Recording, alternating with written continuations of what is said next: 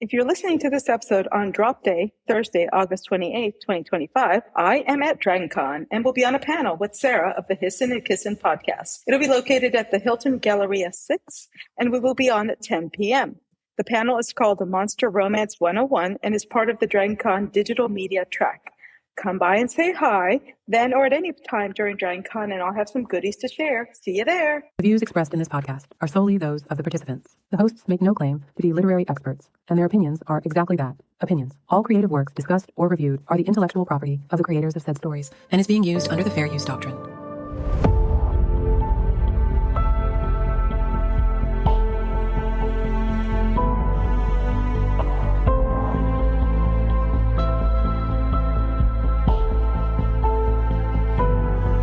Hello and welcome to Of Swords and Soulmates, a podcast where we read, watch, and discuss romantasy stories. I'm one of your hosts, Mari, and with me I have Kelly. Hey everyone, it's Kelly. We also have Ashley. Hey guys, it's Ashley. We also have Jonathan. Hey y'all, it's me, JP, and I prefer Fruity Pebbles over Cocoa Pebbles. Just Cocoa going Puffs? in for the deep stuff today. Yeah, I just like the colorful pebbles. The colorful. Did they have a taste difference? For sure? No, it all tastes like sugar. Although I will say, my favorite kind of milk is chocolate. Oh, I feel like that's important because I read something once where all the Fruit Loops were the same flavor. I've heard that too. Oh, you know no what? matter the color. I will say that this ties in the spirit of romantasy with Shrek. When Shrek and Burger King got together and made their slushy drink, they made it green, but they gave it a cherry flavor. And I think that's terrible. Yeah, that's terrible. It's like if you're making red food, it's got to taste red. You know what I mean? If you're making green food, make it taste green. You got like Gatorade, right? Make it taste the color. That should be there should be a candy out there that you like just taste the color. Like taste the rainbow? Oh, yeah. That too. I love that we're going for the deep stuff. I have been Cinnamon Toast Crunch girl all the way. If we were gonna get the sugary cereal, which we didn't do that often, but when we did, it was growing up. It was Cinnamon Toast Crunch, 100%. That's a good choice. Oh, so good. I don't think I've ever had Cinnamon Toast Crunch. Are you serious? I'm not kidding. You are messing up. You missed. You know what? Put it in the cart. Put it. Put it in the cart. I can go for that. They have the individual ones too. You don't have to commit to a whole box, just in case you don't want the whole box. Oh, that's fair. I love a deal. I don't like paying full price for things that will end up disappointing me. So the individual one is probably a very good call, Mari. Good job. Taste test. I'm going to go out on a limb here and just let you know that there's probably little risk that won't get eaten in our house. It's covered. Yeah. Kelly, what cereal did you like growing up?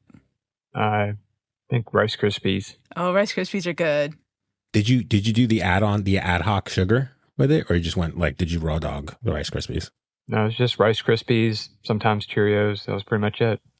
Rice Krispies was good. We would do added sugar. I remember the Captain Crunch too was good. I like Captain Crunch. And O's, Quaker O's cereal that would tear up the roof of your mouth, but was so good. Oh, okay, yes. But we are not here to talk cereal. No, that's not at all why we're here, guys. Believe it or not. Today we'll be discussing the enemies to lovers trope. But first, let's discuss a little bit about what a trope is. So I think we basically wanted to do some of these episodes where we kind of just talk in general about tropes and about some of the things that we kind of throw around and talk about in some of our more in-depth episodes. But not everyone may know what we're talking about. We may not all have the same shared language or points of reference when we talk about it. And this is something I realize sometimes when I get out of my bubble and talk to people who don't read a ton of books. And I start to use some of these terms and you see people's eyes either glaze over or they start asking, what do you mean? So I think it's good to kind of break it down sometimes so people know what we mean when we say some of these things. So in general, tropes, I know that before I got into reading a lot of books and reviewing them and talking about them and doing social media stuff with books, I kind of thought of the word trope as a negative thing, if something is tropish, it's bad. But tropes are not necessarily a bad thing. They're basically just a literary device or storytelling patterns that authors use as shortcuts for describing books and stories. They're not really good. They're not really bad. They're just a tool like anything else. And it's kind of like, and I'm not 100% sure I'm using the right term here, but it's like a nomenclature. So you know how, like when you're scientifically describing animals or plants, you have like the genus and the family and all that stuff. Tropes are kind of like that for books. You can describe a book and you can say, oh, this is an enemies to lovers with found family. And there's a, one horse trope. And people generally have an idea of what they're getting into when you say those tropes. And you can be attracted towards like a specific trope as well. Like you might find that you enjoy certain styles or certain storylines. And so when you walk into a bookstore, it can be overwhelming. Lots of colors and shapes. Well, it's all the same shape, all rectangles. But they're all trying to get your attention. Yeah. Yeah. So if you like were asking for help, you can say, hey, you know what? I enjoy this type of story. And they can say, oh, you like this kind of trope. You like this trope. Let me show you 5 books, 3 books, 2 books that have this trope. And if you like this one, you'll probably like these others. Exactly. That's another good way to use tropes, is as a way to kind of, oh, I like this book. What is it about this book that I like? And how can I find others that I may also like because they have similar tropes? And tropes do vary from genre to genre, because genre, of course, is another way you can kind of figure out what books you like. Maybe you're in the mood for horror. Maybe you want some sci-fi. Maybe you want biography, whatever genre you're in the mood for. And, horror books have their own tropes. Sci-fi has its own trope. But since we do romantasy, I would say some of the popular tropes for romantasy is love triangles, chosen one, found family, forced proximity, enemies to lovers. There's a ton others, but those are some of the big ones you're going to kind of start noticing over and over again, used to describe books that tend to be popular in the romantasy genre, I would say. Do you guys agree? Agreed. Yeah. Agreed. Yeah, no, you definitely crush that. I think of it as like a pattern, a building block. When I go shopping, am I looking for an A-line dress, a sheath? Right. Something short, something long. So it's like it's an identifier for me. Yeah. The human brain evolved to categorize things. That's how we learn that the berries that are red that grow on this plant at this time of year around this other plant are the ones that we can eat, but the other ones will kill us. Our brain is good at categorizing things and organizing things. And this is just a way to do that, a way to play into that aspect of our brain. So we're going to, in general, as the podcast goes on, talk about different tropes. But for today, we're going to focus on the enemies to lovers trope. I used to think that tropes were before this podcast this is a great thing. So kudos to you. I want to give you a virtual high five. Because before we started doing this podcast, if you would have asked me what a trope was, I would have been like, yeah, it lives under a bridge and you have to answer it. But don't feed it. Yeah. So this will be really helpful, especially for me. Thank you. Yeah, no, and I don't think it's just you. I think there's lots of people who maybe don't know or don't know that they don't know. Sometimes you don't know what you don't know, but tropes can be a good tool to help you figure out what you like and to help you better spend your time and money. If you're going to put time and money into reading or experiencing a story, hopefully you want it to be one that you enjoy. And so tropes are a way that you can find those stories that you enjoy.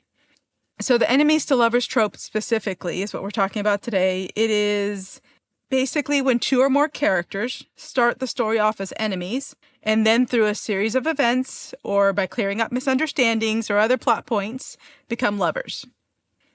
It is arguably the most popular trope in the romantasy genre. If you look at some of the most popular books in the romantasy genre, the vast majority of them have or are described as having the enemies to lovers trope in it. And thinking about it, I was trying to figure out, why do we think that's the case? Why do we think that's so popular in this genre? We love angst.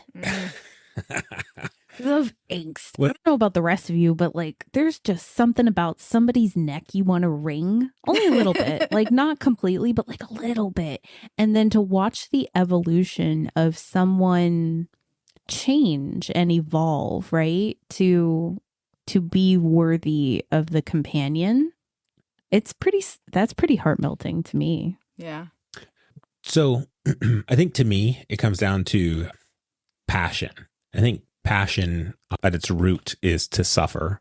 And I think suffering in the beginning of these stories is common as we introduce conflict into a story, even if it's just some sort of competition of sorts. And so when we read into these romanticises, we are met with some sense of suffering that evolves into a more modern way of looking at passion, which would be romantically. And I think the characters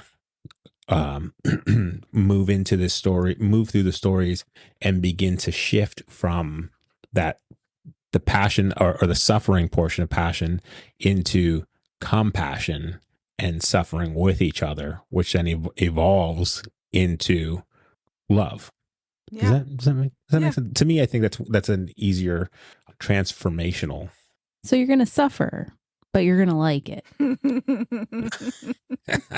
going to suffer so good. Oh, yes. I agree. I think what I like about Enemies to Lovers is two things. I think I always like it when a change of perspective changes the story. So like maybe the events are the same, but when you look at it from a different perspective, you feel something different about it. Like the other day, I think it was the last episode we were talking about Wicked. Wicked doesn't change the events from the Wizard of Oz. Wicked is, a prequel by another author, and everything that happens in the Wizard of Oz still happens. But because we see a different perspective of it, we feel different about it after watching or reading The Wizard of Oz than if we hadn't seen Wicked. And I think that Enemies to Lovers, the way it's resolved, it's either one of two ways. Either there was a misunderstanding and, whatever caused these people to be enemies isn't actually so, or someone actually does change their viewpoint or their alliance. And I think that idea that we can all change, we can all be better, we can all do better, and that even if we are at our worst, we're still worthy of love. In the end, I think that's very appealing about that trope. I tend to like it as well for the most part. Kelly, how about you? I mean, I agree. Yeah. And I think it leads to really interesting story writing because you do have to establish why these people hate each other. You have to establish, what it is about it that is pulling them apart. And yet there has to be that tension. And then you have to resolve the whole thing in a believable way.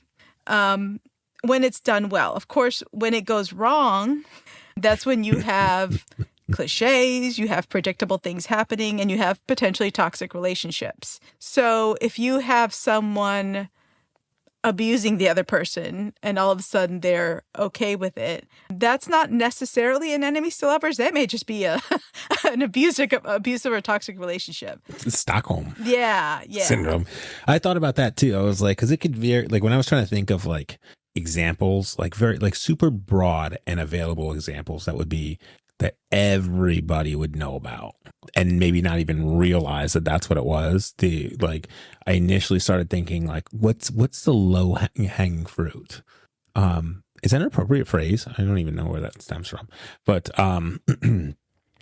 but I immediately was drawn to like, all right, well, what are the stories that I knew as a kid and how would they relate? And the one that I crossed off almost immediately was like Beauty and the Beast, because I thought, it's like more like imprisonment, like Stockholm syndrome. Am I off base? I wouldn't say you're off base. I think it depends on how the story is told.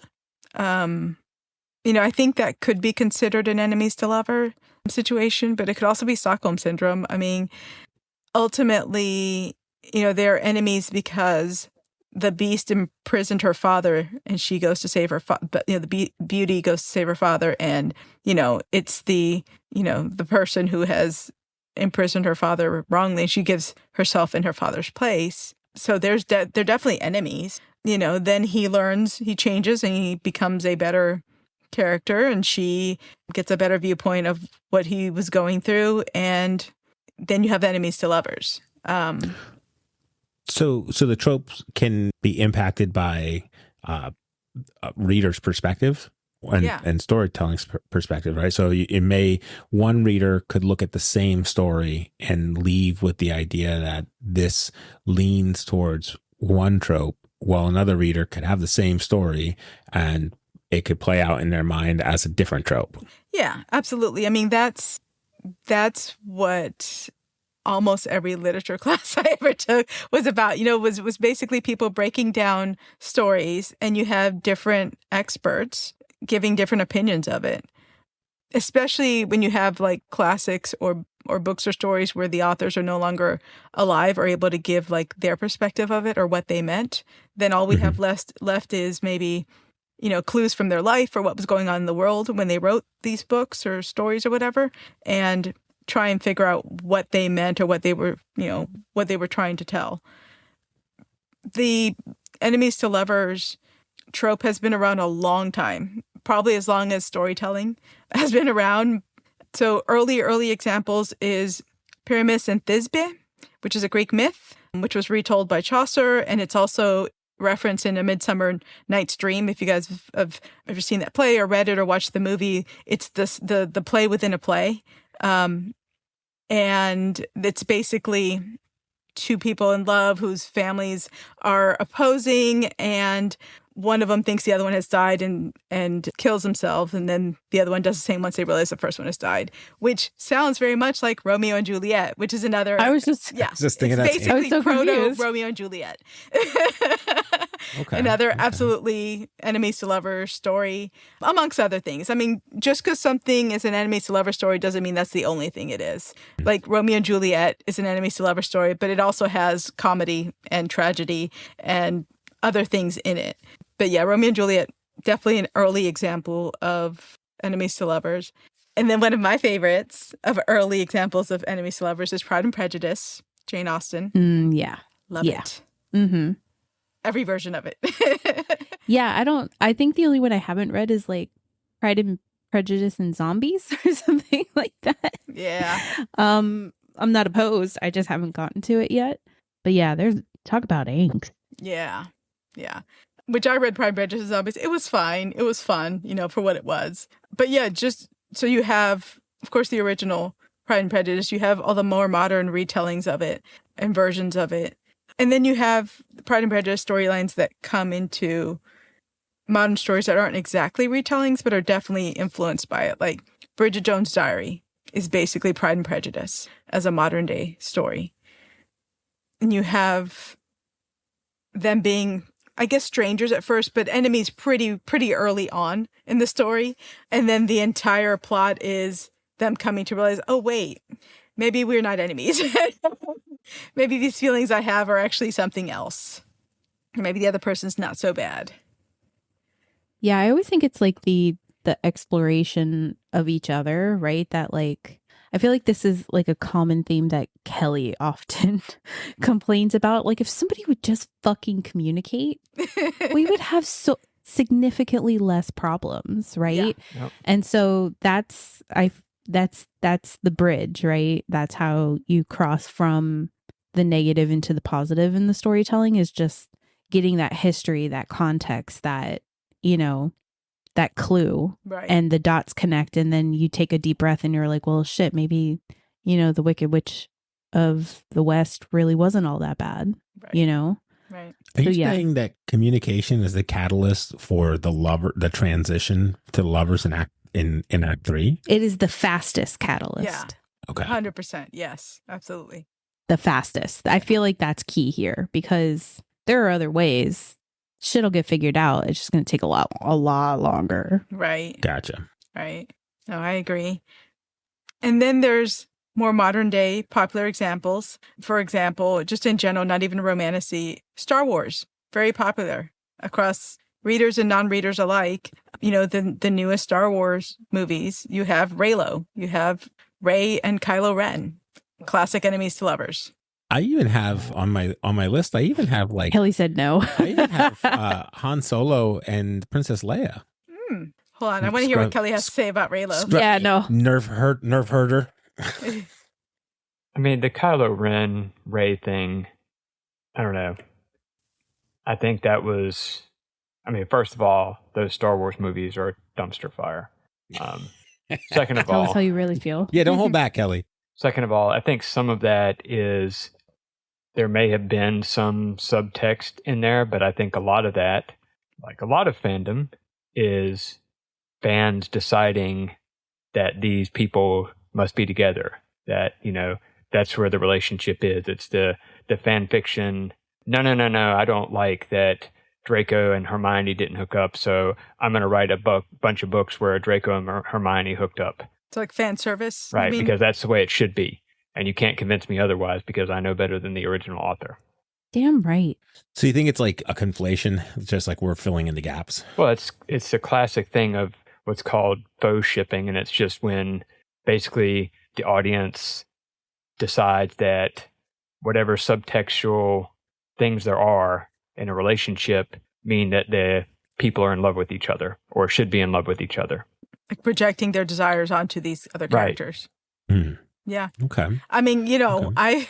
very, very heavy formative years for me were the X-Files years. So Mulder and Scully were very, very fan fiction heavy TV show for sure. Like there was so much will they, won't they for years about those characters. Right, and that's a classic plot device of serialized storytelling anyway. I mean, you see it in soap operas, you see it in long-running sitcoms, TV series, book series, etc. You see it all the time. The authors and creators keep that tension there because it keeps the people watching, reading, whatever. Mm-hmm. Yeah. I have, along those lines, Kelly, a good example of that I have is Sam and Diane from Cheers. Right. Yeah.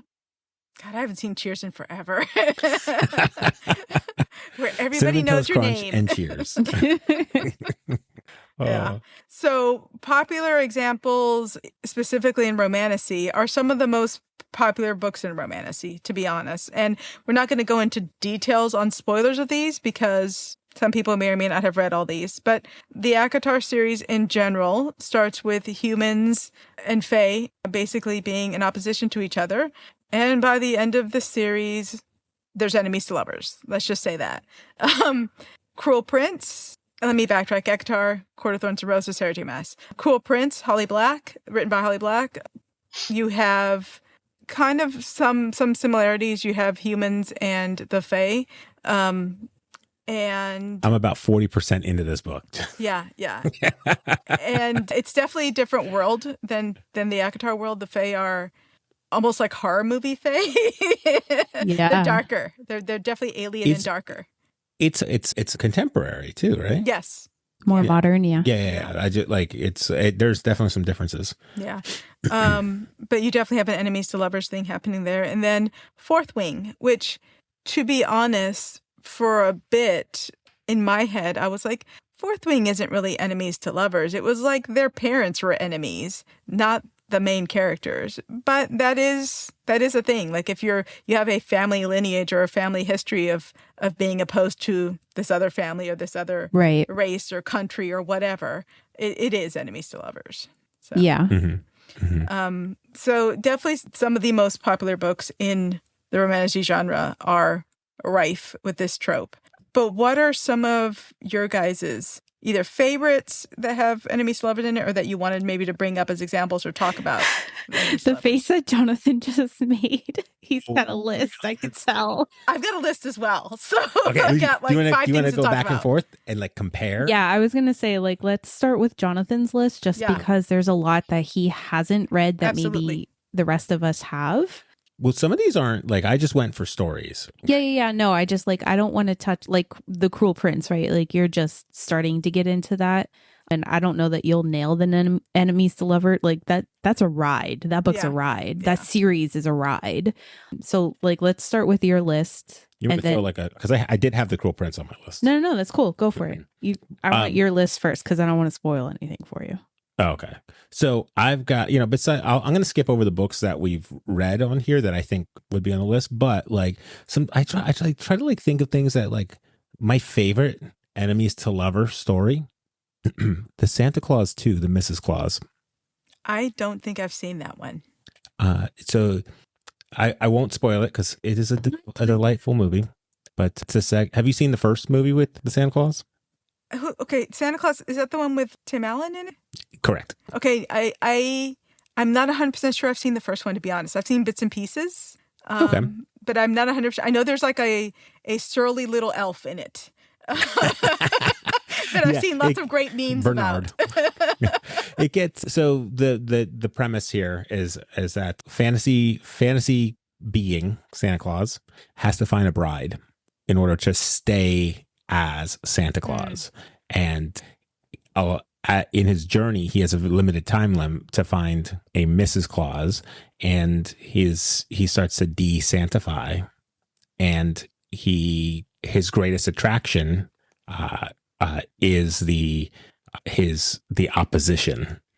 So that's to me that was a good enemies to lovers. I may story. have that on my list this year then to watch for Christmas movies. So for holidays, it's delightful. Holidays. You have to remind me. It's definitely a favorite of ours. Yeah. Okay. And then when you're done watching that, you let me know because there's another element of it that I would like to talk to you about. Okay. Mm-hmm. So what else you got on your list? I got a good classic on here. This one, I don't know if anyone could ever dethrone this for me from being an enemies to lovers. And this is classic. This is throwback, vintage, very, very classic film. Overboard with Kurt Russell and Hahn. I do remember that movie. I've seen that a few times. Mm-hmm. Yeah, that just having those two different, there's some classism involved that drives that enemies and some revenge tactics. That could also turn into like we were saying, if you read it or if you watch it from a different perspective, that could be Stockholm syndrome. Oh, it's something. There's some questionably ethical behavior. Oh, for sure. A different time. Yeah, right. Exactly. Yeah. I also have one of Ashley's favorites, Tangled. Right? Is it? I was trying to think of his name. Is it Finn Rider or Flynn Rider? Flynn Rider. Yeah. Talk about enemies. He gets attacked by her and a frying pan. She weaponized that frying pan. She fucks him up. Yeah. And then later there are other things that happen. The Blue Cat space movie. Ashley, what's that one called? Avatar. That one. And they were like fighting a war. Movies? No. I got books, but I was trying to I didn't want to because I know there are like lots of books that we read together. Like what's that one? Wolf Gone Wild. Right? That was one of the first ones that we read through. That's on my list, yeah. Yeah. But I'll let the books go. I mean, other things like when you brought up the countries, I thought about like Spies Like Us, when it's like that Cold War and the tension is over the missile, and they go from these two sides, Russians versus Americans, and all of a sudden they're in these like pup tents, popping in with each other. So yeah, there's like they started getting along real swell at the end of that movie. 10 Things I Hate About You. That's a classic. That's a classic one. Classic. You've Got Mail. Yeah. Oh, that is one of my favorites. That's a heart warmer for me. And I think the last movie that I had on here was The Proposal with Ryan Reynolds. Hey, I just want to shout this out. If anyone knows Ryan Reynolds, I have been on a quest to meet Ryan. I feel like we could be friends. And so if anybody knows Ryan and you're listening, holler at your boy. Yeah. Lunch is on me. You know what I mean? Like, not like real expensive lunch, but like medium, basic lunch. Medium to okay lunch. Like you're not going to get food. You're not going to get sick, but we're also not going to be like paparazzi where we're going. Priorities. Yeah. The rest I have are like just books that we've read together, but I figured y'all would be more inclined to touch on those. Yeah. Kelly, are there any you want to bring up? I think one of the classic examples would be in the comic book realm, Batman and Catwoman. Oh, yes. Did they hook up? What? So And several wasn't paying times in attention. several different storylines, they hooked up. Most notably, I think the biggest is hinted at in some of the older comics where they did like, alternate universe Batman stuff where he ended up with Catwoman kind of stuff. But in the end, there was a storyline series called Hush that had Batman and Catwoman finally hooking up. And it had been one of those things that had been lingering, I guess, in the background, subtext in the background for a long time. And so that was probably one of the, I think probably something that most people, even if they don't read Romantasy, are probably familiar with that type of storyline from Batman, because you also saw it in the Christopher Nolan films. And in the TV show Gotham, when they were like young, when they were kids, it starts to hint at it from there. Right. And then, of course, it was also sort of in the Michael Keaton movie. So it's been several times that's been a part of the Batman storylines. Is Eartha Kitt the original Cougar? I don't know if she's the original Cougar.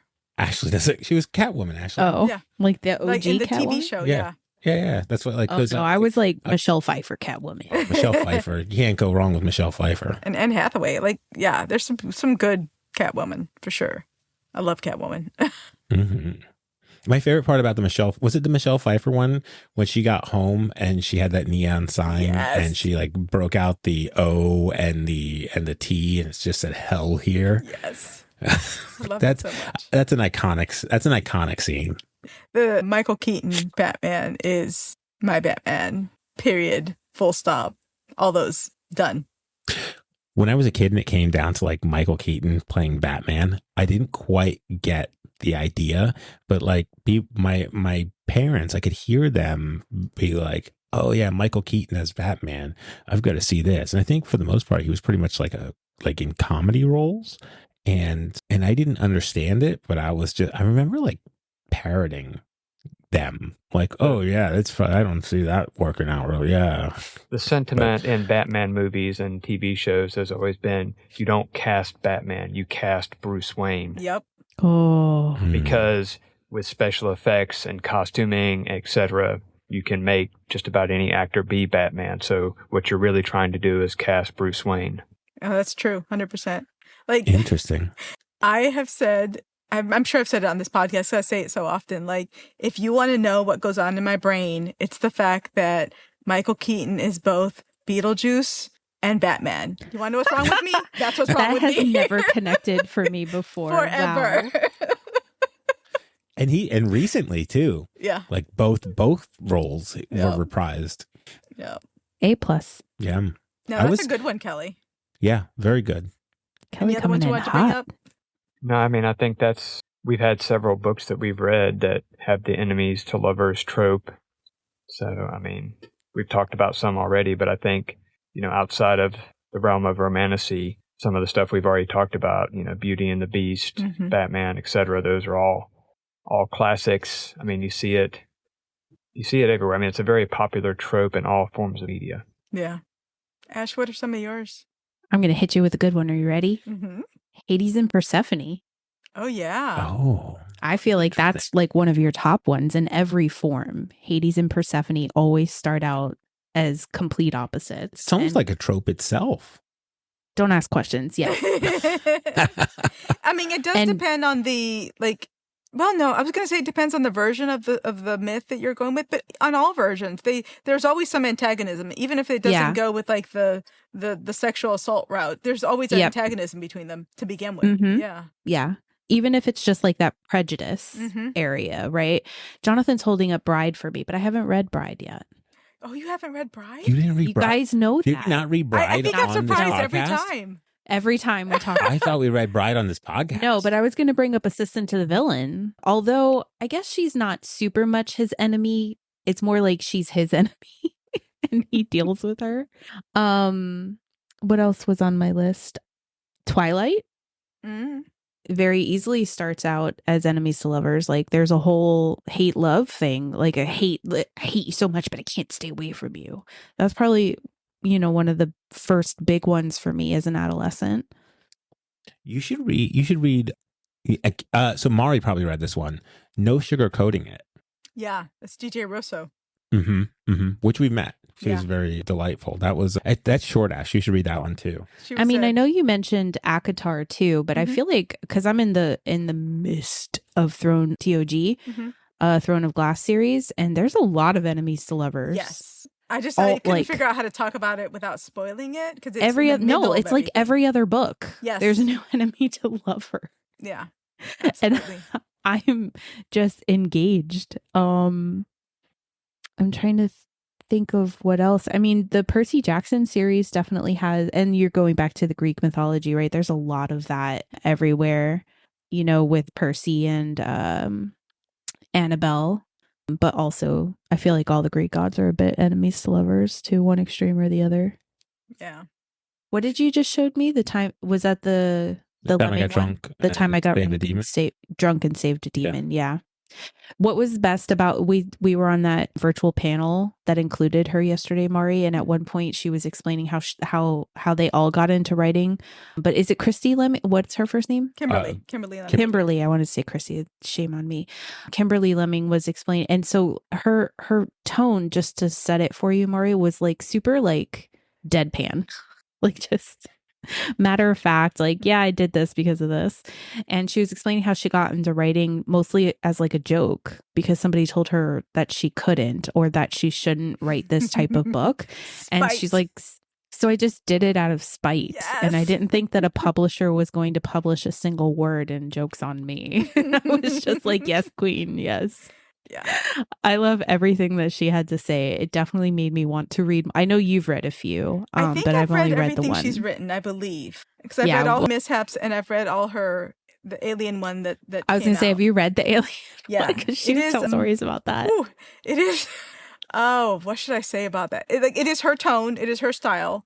It is also like a wild, zany romp. It very much feels like a X-rated B movie in space. I love this so much. Yeah. She was saying how, I forget if it was her editor or her publisher or just like her very close friend. Somebody told her that she crossed the line and she's like, down. Which part of this line did I cross? Was it the acid trip? Was it what happened after the acid trip? Was it why she went on the acid trip or something like that? And I was just dying. I was like the chair laughing. I think we lost your microphone, Ash. oh no. I didn't know if it was just me. Yeah. No, it was me. So we're going through the phone and my sister texted something. Oh no. And I was like, oh, let me just respond to her. And I must have. Yeah, you can't do that. I don't, where did I cut So off? Kimberly Lemming said something about crossing the line? Oh, yeah. She was like, well, I'm going to, and again, I forget who she said informed her she crossed the, like, hey, maybe you shouldn't do this. It wasn't like a wrist slap or anything like that, to be clear. And it was, but like whoever told her, she was like, okay, but where was the line? Was it the acid trip? Was it what happened after the whole series of events that happens after the acid trip? Or was it what led her up to the acid trip? Or are we just talking about the acid trip in general? Because it was like this scene where everybody was going to die. And she was like, well, if I'm going to go out, like I'm going to take all of you with me kind of thing. So like she ingested poison or something. And it was just a riot to listen to. I was actually just dying in my chair laughing, and it made me want to read everything she's ever touched. Yeah. Yeah. Her stuff is like, if that is your tone of humor, and if you can be like, let nitpickiness go, like it's comedy. Like it is zany and it is comedy, and that is what she advertises it as, and that is what it is. And she's so good at it. Yeah. Yeah. No, I love that for me. There's a lot of Kimberly Lemming in my future. Good. Any other ones you want to bring up? I don't think so. I'm still in the throes of what I have. Yeah. The first one that came up to me when I was thinking about it, other than like the big ones that are popular in the genre, was Howl's Moving Castle. I felt had a very enemies to lovers kind of vibe. It's a book and it's also a movie.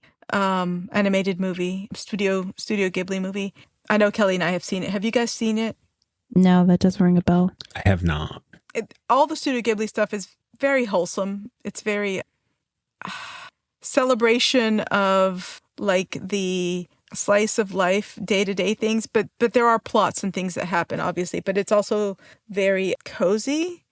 I don't know how to describe Ghibli other than I think you guys would enjoy it. But Howl's Moving Castle is a wizard with a bad rap and a female main character that gets kind of caught up with him. And enemies to lovers happens. Like, that's the best I can say without spoiling it and going into too much detail. It is I think a middle school book. Like it's a children's book or maybe middle school, early high school kind of book. But it does a really interesting job of world building and how they learn to, I guess, live with each other, be friends kind of thing, and then like to lovers, so to speak. That was the first one that came to mind for me. That sounds delightful. Yeah, it's good. I'm going to be doing a Howl's Moving Castle costume at Dragon Con. Oh, so exciting. So, very much have had it on the brain. The second one that came up for me was Princess Bride in parts. So the whole thing is not an enemies to lover by any means. Sure. But I think that there's a chunk in the middle of it where there's a definite enemies to lover situation that has to happen. Once again, it's hard to talk about this without spoiling it for anyone who hasn't seen this. I don't know how old Princess Bride is movie. I was going to say, I think it's fair book. game at this point. Yeah. Yeah. So, she thinks the person who killed her love is kidnapped her, and it goes on from there. It's not the overarching story, but it's definitely a chunk in the middle that I think carries, like, it's another example of the enemies to lovers, how that can be done. The other one that came up to mind for me was Warm Bodies by Isaac Marion, which is a book and a movie. And they're both a little bit different. I would, if you like one, I would recommend the other. They're both good. They're just a little bit different. But it's basically zombie apocalypse has happened, and it's a love story between a zombie and a human. And like part of the story is told from the zombie's viewpoint, and part of it's told from the human's viewpoint. It's a dual point of view. It's a love story, so it's not like, I think ultimately it's a romance, even though it's set in this like zombie apocalypse type setting. So it's not dark. It's not like a hopeless type of situation. It's a really sweet story. I've read it a few times and seen the movie a few times. I was going to say it's a movie too, isn't it? Mm-hmm. And they're both good. Like, I would recommend both. The ending is like, I think, the big difference between the two, but they're both good. I would recommend either. I don't know, it may not be everybody's, but I was just like, how are you going to do a zombie romance? And Isaac Marion did it. They figured it out. yeah, very, very well, I think. Kelly, have you seen that movie or read that book? I can't remember if we've watched it together. Which one? Warm Bodies? I thought we did. We did. Okay. Did you like it? It was okay. Yeah. I thought it was sweet. The I can't think of the actor's name now who played the main zombie in it, but it's the same actor who did Renfield, who played the Renfield character. Nicholas Hoult? Yes. I'm pretty sure. Nicholas Hoult is yeah, I can see it now that you're saying it. That makes total sense in my head. Yeah, he just does such a good job of playing these weird wild characters. Eccentrics. Yes, yeah, very weird characters for sure. It is Nicholas Hoult. Okay, I had to like second guess myself. John Malkovich is in the movie too. So yes, I would recommend that one. That's a little enemies to lovers coming up on the fall spooky season vibe. The other one that was very much in my head that you mentioned, Jonathan, was Wolf Gone Wild. I know it's one of the ones we've read, but like, I think I'll be rereading that again this year. There's something about specifically that first book, and I think it's because in my head, the wolf is the wolf from 10th Kingdom. And I love that. In my brain, that's who it is. That's who it will always be. But yeah, you have the beginnings of a witch and werewolf societies against each other, and they end up, it's an HEA romance at the end. So yeah, I think even the second one from that series, Don't Hex and Drive, fits that same model. So I've only gotten through. I'm through book 3 in that one, and then I finished the second series that she has in that same universe. But there's only one out so far in the second one, right? Correct. I didn't get the vibe from in that new series that was like enemies to lovers. I agree. But I did get like Don't Hex and Drive being that, and I was thinking like maybe initially Witches Get Stitches. Was that the third one? What was the third one? I don't have them memorized. You have. It was probably it might have been. Hold on. He's literally staring Yeah, at it's his book bookshelf with all of his romantasy books, you I'm doing guys. the same It's so thing. I'm cute. staring at it too. Yeah, I should start like, what is book 4 Grim and Barrett? Best friend. Here's Gosh, I- I know. I got the really pretty versions, which are beautiful for the bookcase, but I can't read them from here. I can't read the spines from here. Oh yeah, no, it's got to be. Hold on, it's not book 4. That's book 6. Book 4 is always practice safe hacks. I'm interested in book 4 because in book 6, which is Grim and Barrett, because they start to talk about some of the Grims in book 3. Yeah, So kind of bring it in. I would say I've read all of the first. I've read all of this. I've read all of them. Period. Ash, have you read all of them? I have. Yeah, I read the first gen, like the first 6 or 7, whatever Kelly, it was. did you read all of the Stay a Spell series? Just the first one. So, Ash, would you say, like, I think every one of those has an enemies to lovers vibe. Yeah, most of the original them. Series, right? I think everyone but the last one, because she was the Christmas one? No, the last one. Oh, the Grim and Barrett. Yeah, because she knew. That's true. She was intuitive, or she could see the future kind of thing. So she already knew things that were going to happen and felt some type of way. He might have felt enemies to lovers, very resistant. So yeah, I would say most of them. Yeah.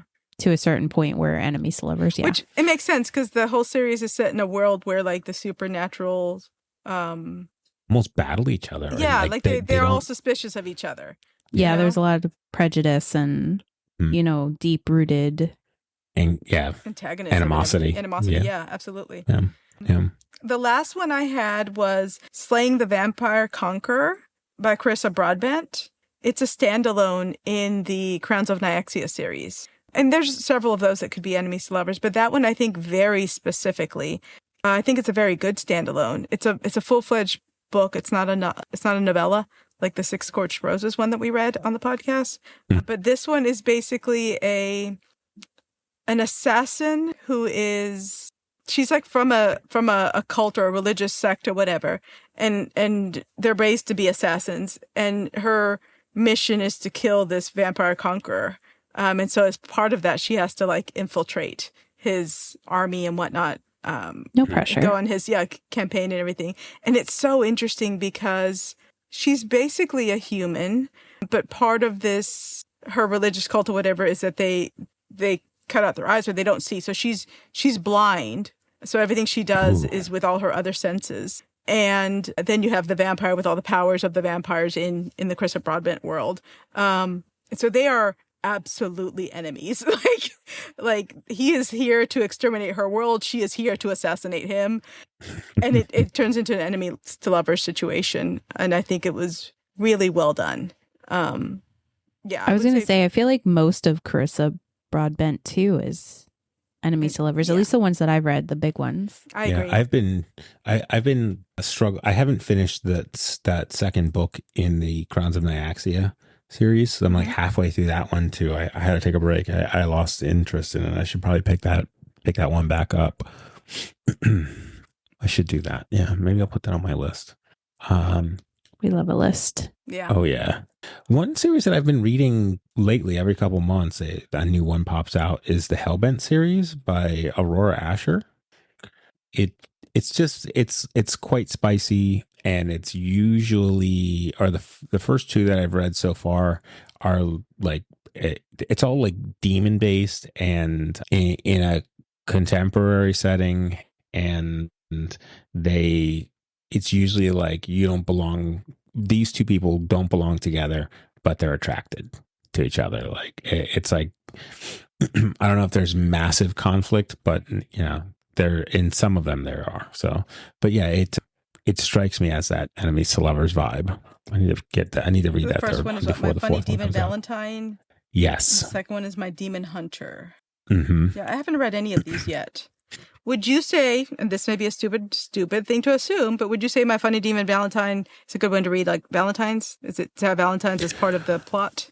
It might be part of the plot, but I don't think I don't think it was like straight up like it wasn't a Valentine's Day book. It wasn't like the heavy theme.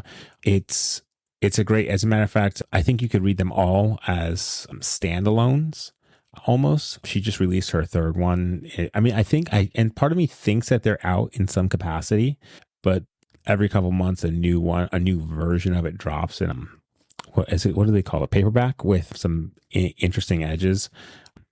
She's a Canadian author that's not currently traveling. So I liked her stuff so much that like I just reached out to her and I was like, hey, let me get some book plates. She, I paid her for the book plates and she sent over enough book plates for this series as it comes out. But Cool. The fourth one drops soon.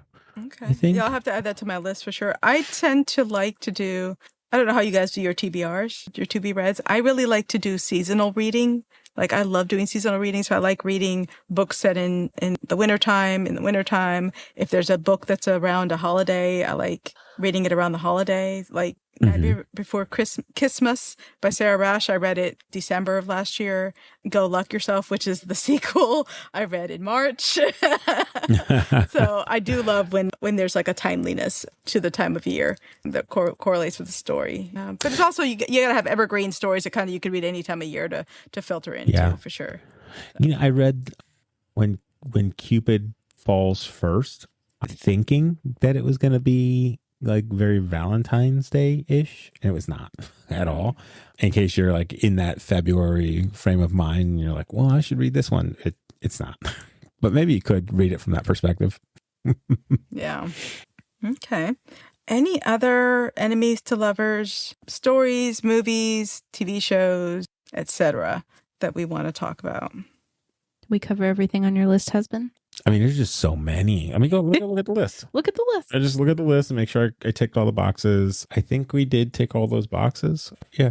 It's as I look at my bookshelf, I think like a majority of it's such a common theme in our genre that it's hard to. I think if you went into a romantasy book reader's home and you threw a dart at don't do this. People love their books. You will get Throw hurt. one of those non-damaging rubber sticky darts kind of thing. You'd probably land on something that either is enemies to lovers or leans in a direction or can be conflated with. It'd be hard to kind of get away from it. Yeah. Yeah, I agree. It's popular within the genre. And so a lot of books have it in there, which means you have lots of examples of it. Sometimes it's done really well and sometimes not so much. I'd say in general, although it can be a little overdone, because I feel like sometimes it feels like every romantasy book is advertised as enemies to lovers. And sometimes they're not. Sometimes it's like, maybe they just don't like each other and then they are lovers. Or maybe they're like academic rivals and then they're lovers. Like, sometimes the enemies to lovers mold is pushed on some books that it doesn't always fit. But overall, I think I do like that trope. And it's one that kind of like, okay, let me read the back if it tells me it's that, I think that also leans into the fantasy aspect of the romantasy, world, is that, even in just a fantasy-based book setting or TV setting, it might not be enemies to lovers, but there's definitely going to be enemies to friends or, enemies to being on the same side. Like you have to have some kind of connection, some kind of bridge to be able to tell a story. I mean, Lord of the Rings, which a book series that I've not read by any way, shape, or form. So I'm probably mildly speaking out of turn here. But while it wasn't an overwhelming love story, there might have been love in it. It was not a love story, but it was very much, a group of different entities coming together for a common purpose. Yeah. And so, for it to be romance based makes it to make it romantasy makes it enemies to lovers instead of enemies into something common, a common goal. Right. So I think that's why it's probably a little bit more prevalent in this series, in this genre. But, you have to have something bad to get to something good to have a story. Conflict? You're saying you have to introduce conflict? Before you have resolution, you got to have conflict. Yeah. Absolutely. Otherwise, what's the point, right? Yeah. I do just fluff. I do have one more. You found one? One more. What you got? This is one of my favorites. Uh-oh. Guardians of the Galaxy. Star-Lord and the blue cat lady / green lady. What's her name? Gamora. Yes. They are definitely enemies to start. She was the blue cat lady, right? She was also green. the blue cat. And In Avatar. in Avatar, she was the green okay. cat. But the blue cat lady in Avatar. And then in this one, she was the green gal. And the thing that I like about the way this story shook out through volume 3 is that maybe there's another opportunity for enemies to lovers again. I got to be honest. I liked Guardians of the Galaxy for like the vibe, the music, the it's in outer space kind of feeling, and the raccoon. Yes. That's where it all ended his for sass, you. all his attitude. And I'm like, wait, Gamora? And I was sitting here thinking, wait, was there a love story? There probably was. I just wasn't there for that. You were just like that. Rocket was just too cute. Like, well, his sass. Like, give me a hardened, wise ass, like, side character who gets shit done. Yeah. Yeah. Have you seen volume 3? I'm trying to ask this without spoiling the movie for anyone who didn't. Yes, you've seen it. Okay. I know. Thank you. I'm pretty sure I've seen it. Yeah, it's the one with like the Rocket learns story, where he came from, kind of thing. Yeah. Yeah. There were tears at the movie theater for that. Absolutely. I don't watch that one just for I content. can see why you wouldn't. Yeah, I think you would have a hard time with that. Hard. Yeah. See, I like it. I not that like I'm not inviting that, but I do enjoy that part of the story, like for the storytelling quality, not for the abusive nature. Yeah. You enjoy the quality of the story. Yeah. No, it's a good story for sure. Also the music. That's like, if I own 6 records, 3 of them are Guardians of the Galaxy Volume 1, Volume 2, and Volume 3. Yeah, I think if I had to say, probably the thing I love best about Guardians of the Galaxy are the side characters, to be honest. Like there's Rocket Raccoon, but there's also like Groot, and there's Mary frickin' Poppins. Like, yes, all the side characters, 100%. Yeah. It's a fun little series of movies. Yeah. All right. Anything else we want to talk about or mention in Enemies to Lovers before I wrap it up? I think we covered a lot of it. I think so too. All right. So thanks for listening to Of Swords and Soulmates. Before we go, make sure to check the show notes, rate, review, and subscribe to us on your podcast app of choice. It helps others to find us and lets us know what you're enjoying. Follow us on Instagram, TikTok, YouTube, Facebook, or Goodreads at Of Swords and Soulmates. Check us out on our website, ofswordsandsoulmates.com. If you'd like to offer a suggestion for a future episode, book, or topic, feel free to reach out to us on the DMs of any of those options or email us. If you want to read along with us as we prep for a new episode and get chapter by chapter interaction, join our Fable app book club by searching for the Of Swords and Soulmates book club. And last but not least, we hope you'll join us in 2 weeks for our next episode, when we will be discussing The Enchanted Greenhouse, Book 2 in the Spell Shop series by Sarah Beth Durst. Yay! Bye. Bye.